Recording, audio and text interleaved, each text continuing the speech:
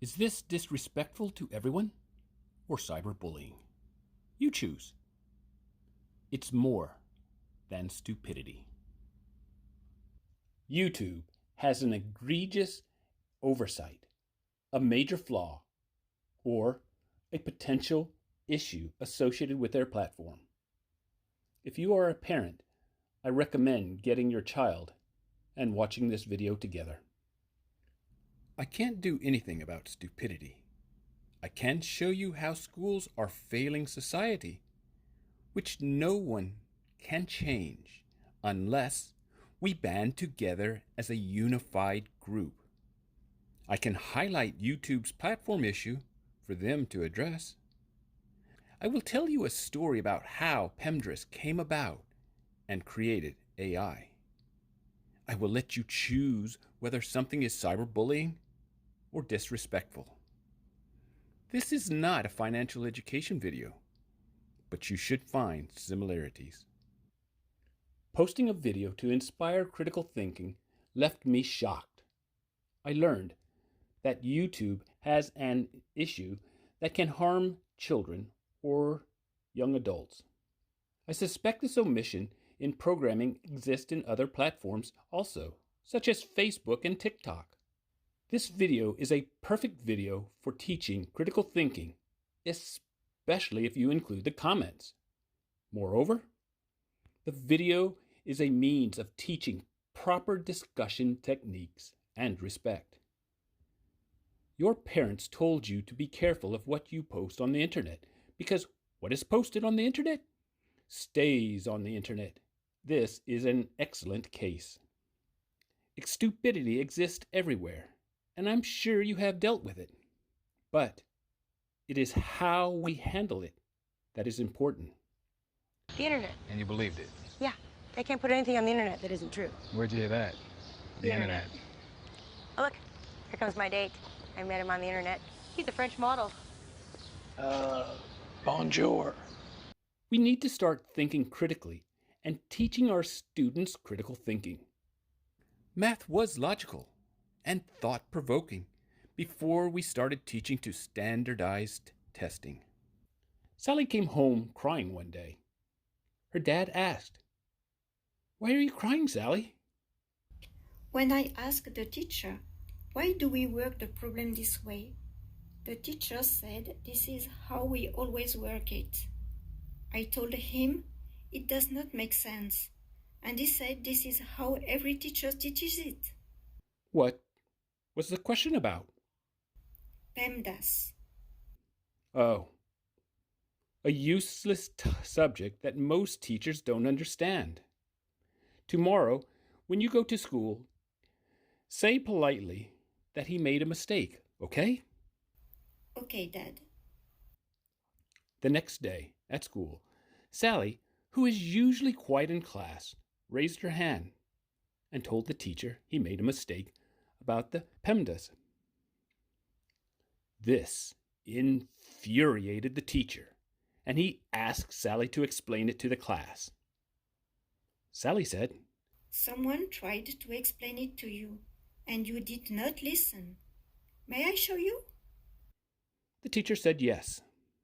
Sally went to the front of the class and thought, he probably won't believe me. It might be better to show him what his colleague wrote first. This is what she showed the class. Every girl and boy stared intently as Sally highlighted some important points. An 18-year-old paper, one that is older than the students, brought about a curiosity. You could hear the students whispering as their thoughts were being expressed. They were glad it was Sally and not them, because they were fearful of questioning the teacher after his admission of there being only one answer. But David smiled, because he had another truth to share with the class. When Sally saw David smile and his thumbs up to her, She felt stronger and more confident to make her presentation. There was a hush over the class as they continued reading what Sally brought to class.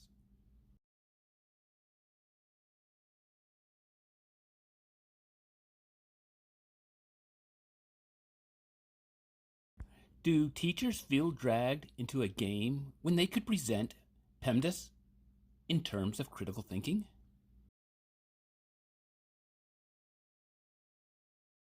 Then she began writing on the chalkboard. I'm using this equation because previous equations are too simple.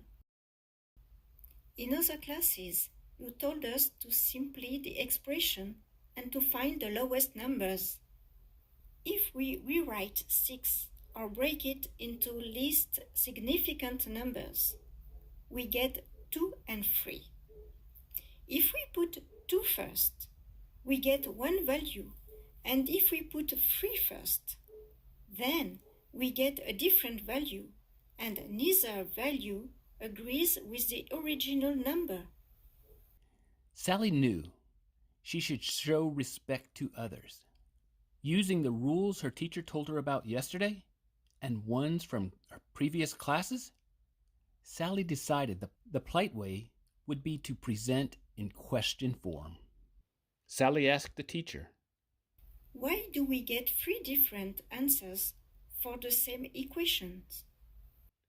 Now, I can't tell you what the teacher said or thought, but hopefully he saw the need of keeping an open mind. I can't tell you if he considers what a university professor said as worthwhile. What I can tell you is that people should be respectful of others in a conversation, whether they agree or disagree, and regardless if they work towards a resolution. The top 1% do not follow the crowd, and this is exactly what Sally chose to do, be in the 1%. You may be asking yourself, what does this have to do with the 4% rule in the finance world? And that is exactly what the teacher asked. Sally handed the chalk to David because she wanted to be an engineer, like the woman from Hidden Figures. David, who was shy like Sally, wrote on the chalkboard Ockman's razor and Feynman technique, and explained that the 4% rule keeps changing in value because there are too many assumptions in it, just like PEMDAS. You see, David was too young to understand the following clip he showed everyone on his cell phone. I'm just going to anticipate that there are a few different opinions for people who are maybe watching at home or maybe even there in the studio with you. Lots of people are thinking maybe it's 2 times 1 plus 2 is 6. So 6 divided by 6 gives you 1, which I think is what you mentioned. But other people are going to argue and say, no, hold up. 6 divided by 2, that's 3. And then you multiply that by 1 plus 2, which is 3. Yes, and you get 9. So is the answer 1 or 9? And you might hate me for a second, but I'm going to say the answer is yes, because What's yes? What? this Yeah, is what's yes? actually a mathematical equation that, get me, right? It was designed to be ambiguous. What is the operative word in the video? The teacher did not know, because if he had, he would not insist on the equation not being ambiguous, or that the only answer is 9. The operative word? Designed. Standardized tests are designed to trick students, but unfortunately seem to trick everyone else, because when thinking in terms of math, we forget the meaning of the words, resulting in no longer thinking. This simple equation is a real-life situation. Are all pizzas the same size? Soon, I will tell you a story about the equation 2 divided by 2 onto 1 plus 2. Not 2 times 1 plus 2, 2 times 1 plus 2. The words matter. 2 onto, which is a parenthetical expression, or 2 times open parentheses, as I said earlier. How would you put this in words? Schools are failing both our students and society. A teacher goes to college and then starts teaching. This paper was published 17 or 18 years ago. Between this paper and Sally's explanation, why do schools not implement a more appropriate curriculum? Math was my favorite subject in school. Since then, I have learned that language such as English, French, Portuguese, German are more important. Financial education is a course that can teach critical thinking and math in a real-world situation. 1 year of financial education is not enough. It should be between 1st and 12th grade. I am currently presenting financial education videos to change the mindset involving critical thinking. Just like PEMDAS, a lot of incorrect teaching needs to be addressed first. As you know, this question is on standardized test. Would you like to know its beginnings and the confusion, how everything began? Well, would you believe that years ago, the standardized testing community gave a test to Albert and one to Isaac to check the validity of the answers? You know, math always has checks and balances. Well, unfortunately, it didn't go quite as planned. They were supposed to check them individually, but as luck would have it, it was over the Yale-Harvard football game. And of course, everyone was interested. And it's the highlight of what's taking place. So Isaac came to visit Albert, and they were eating pizza, celebrating, watching the game, when, without either one noticing it, some of the pizza sauce fell on the answer 9. Well, they turned the test in. The tests were graded. Every student selected the answer 1. Every student. But every one of them got it wrong. Because when they used the testing guide, which Albert had checked, as well as Isaac, they found out that the answer they marked was 9. Unbelievable. Here you have Albert Einstein selecting 9 to be the answer. And you have Isaac Newton. Well, of course, they were quizzed and asked, how did this happen?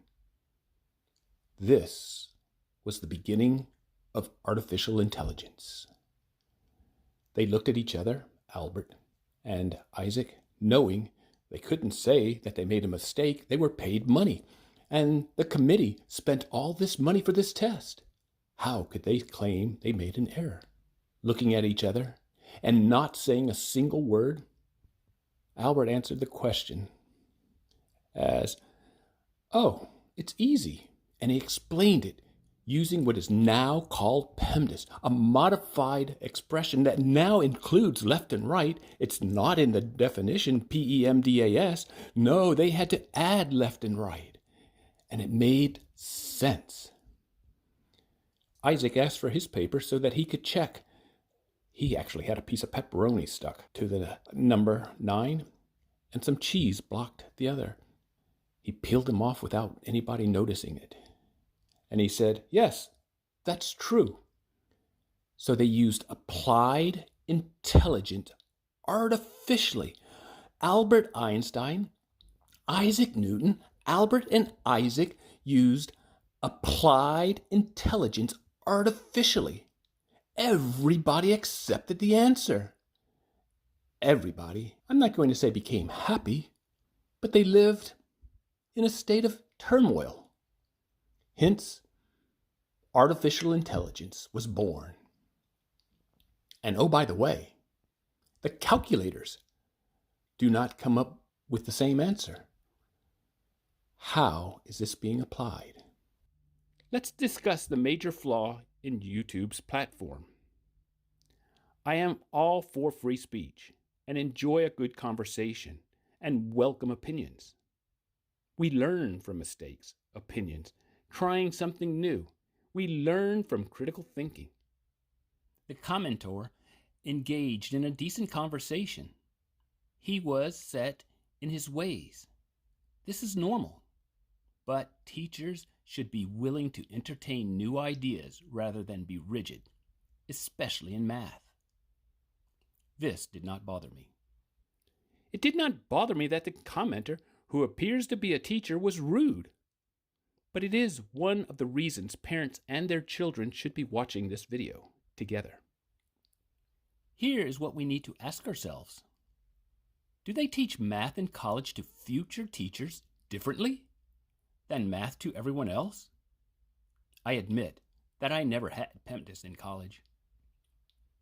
How would you express the equation in words? Do you agree with his thoughts that the two teachers I showed you should not be teaching?